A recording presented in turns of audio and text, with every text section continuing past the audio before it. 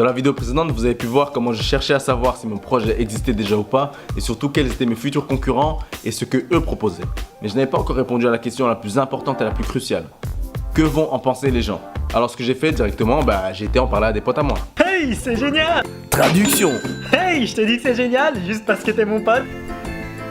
C'est de la merde. Traduction. Je te dis que c'est de la merde parce que ma vie c'est de la merde. Ouais, je suis peut-être un haineux et quoi? Ma copine m'a quitté, ma PlayStation ne marche plus. Au final, vous êtes tous pareils. Merci les gars. Alors la chose la plus importante à ce stade-là, c'était de cibler les bonnes personnes à qui aller poser ces questions.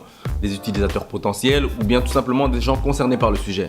Par exemple, sachant que nos grands-mères savent à peine utiliser une télécommande, on va pas aller dans une maison de repos pour aller faire un sondage sur l'utilisation d'un smartphone. Donc voilà, j'ai vraiment bien pris le temps de réfléchir pour pouvoir cerner mon public cible.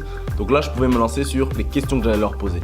Il fallait que je réfléchisse bien à savoir quelles informations je voulais obtenir et quelles questions j'allais pouvoir leur poser pour les récolter. Alors c'est une partie très importante parce que si on pose les mauvaises questions, on peut facilement se retrouver avec des informations qui ne reflètent pas du tout la réalité. Donc tout le monde, vous appréciez la cuisine italienne. Pas trop, parce que nous, on... Non. Une pizza par exemple, vous avez bien déjà mangé une pizza dans votre vie quand même. Ouais, si, c'est une fois. Oui, ouais. Pizza turque. Mais on a Voilà. Toi, tu te souviens? À l'époque, la colonisation de la Turquie, c'était l'Italie, ça va? Donc oui, vous aimez la cuisine. C'est vrai, mais j'ai l'impression que vous essayez vraiment de nous faire dire des choses qu'on n'a pas envie de dire. Hein. Pas du tout. Par exemple, je vais vous donner de l'argent. Allez, je vous avance. Et on va au resto italien tous ensemble. Si vous nous invitez, il n'y a pas de problème. Allez, Ok, on va oui, faire comme je ça. mets oui, alors. Oui, vous pouvez mettre. Allez, Merci, beaucoup. c'est super. Donc ça, c'est vraiment l'exemple à ne pas suivre. C'était pas une bonne idée d'aller poser des questions juste pour obtenir que les gens valident mon projet. Non. Ce qu'il fallait plus faire, c'est poser des questions qui allaient me permettre de savoir leur habitude de consommation dans le domaine de mon projet, ce qu'ils aiment, ce qu'ils n'aiment pas, le budget qu'ils y mettent et surtout les besoins qu'ils ont. Et de là, j'allais voir si mon projet répondait aux besoins qu'ils avaient. Après avoir reçu toutes ces bonnes informations, c'est le moment de les analyser. Et pendant qu'on le fait, il est important de prendre en compte tous les avis, même ceux qui vont pas dans notre sens. Et j'avoue que parfois, j'ai un tout petit peu de mal à le faire. Je sais pas ce que t'en penses toi, mais moi, je suis vraiment content des résultats de ce sondage. Franchement, ça me rassure. Mais content, on a quand même pas... Si. On a quand même 90% des gens qui sont pas d'accord avec notre idée. Et alors 90%. Et alors c'est quoi 90%? C'est qui déjà ces 90% là? T'as vu la tête? Si 90% te dit qu'ils vont sauter d'un pont, tu vas le faire aussi, c'est ça? Ça n'a rien à voir. Si, ça a à voir, je te dis que ça a à voir.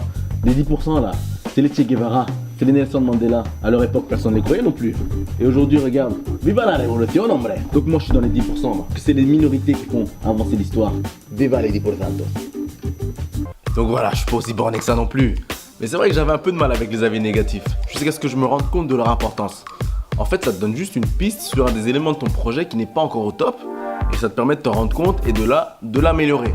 D'ailleurs, il y a beaucoup de personnes qui m'ont posé la question sur la faisabilité de mon projet. Voilà, j'avoue que sur ce sujet-là, il y avait encore des petits éléments sur lesquels je m'étais pas bien penché. Donc grâce à ces personnes, je suis parti interroger des experts qui, eux, m'ont fait me rendre compte qu'il y avait encore des petits blocages au niveau technique qui ne rendaient pas encore mon projet faisable pour l'instant. Il fallait que je sois inventif, que je trouve des nouvelles idées, que j'innove pour pouvoir résoudre ce problème technique. Et ça fera l'objet de la prochaine vidéo.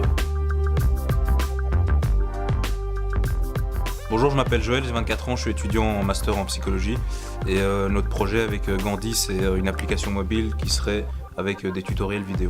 Donc dans le cadre du Start Me Up, le troisième challenge était de confronter son produit au marché. Donc le plus facile pour nous, ça a été de confronter notre projet aux réseaux sociaux puisqu'on y est tout le temps et c'était pour nous le moyen le plus efficace de confronter notre projet, d'avoir des feedbacks. Le plus difficile, c'est de savoir si les feedbacks qu'on reçoit sont constructifs et sont pertinents parce que parfois certaines personnes ne prennent pas forcément le temps d'aller vraiment voir ce qu'on propose. Ce que je peux conseiller à quelqu'un qui veut entreprendre, c'est d'abord de bien cibler on va dire le segment cible et ensuite de confronter son projet à ce segment pour limiter les erreurs possibles. Ah, une dernière chose. Tu te rappelles du bouton partager là qui est en dessous? Tu sais à quoi il sert, non? Voilà. Je savais que je pouvais compter sur toi. À la prochaine.